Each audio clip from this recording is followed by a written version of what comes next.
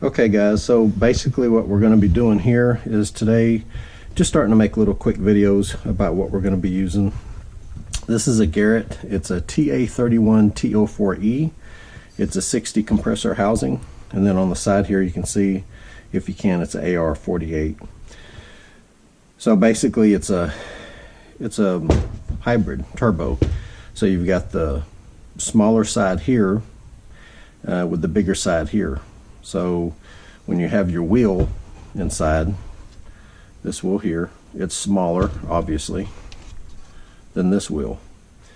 And when you're doing a rear mount in particular, although it's a lie that there's a spool issue with the rear mount turbo system, it's true in the case where you're going to use a turbo from a 3500 diesel pickup. Okay, I mean, you're just so anyway, if you were to use if you have like a T25, a T28 laying around and your horsepower figures are conservative, maybe you want to hit 250, 280, something like that, then those turbos are great, quick spool up, everything like that.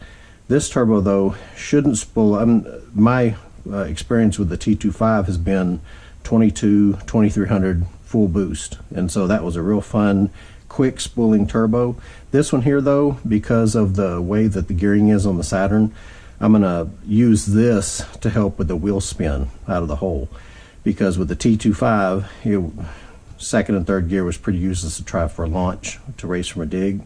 So this ought to help me out to where the boost will come on later around 3000 RPMs. And although it should, at that point, once it hits, I should have pretty much full boost at that point, running 12 pounds or so to start. And so this turbo here should be a good turbo for it. I know most turbos like a Disco Potato or something like that might be a better alternative. This is what I had laying around. It was a gift, I believe, from someone some many years back. I don't remember purchasing this.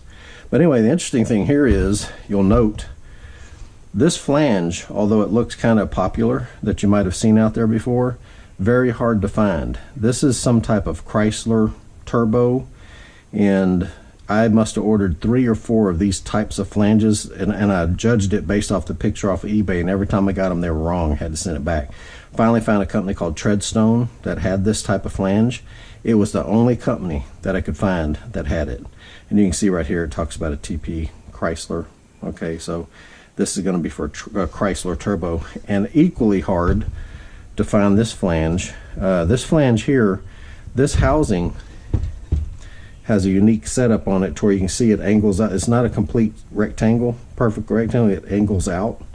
And so I found this flange, which the normal, I believe T3 housings will have these bolts symmetrical to each other, the mounting holes. But this flange services both, and thank goodness they had it, because it was getting difficult to find. I thought I was going to have to scrap this turbine housing or just use a different turbo altogether. But anyway, so I found the flange, be using that. This doesn't have provisions for coolant to go through it. It's just oil, and that's fine. And so this is the one we're going to be using for the kit, and that's about it.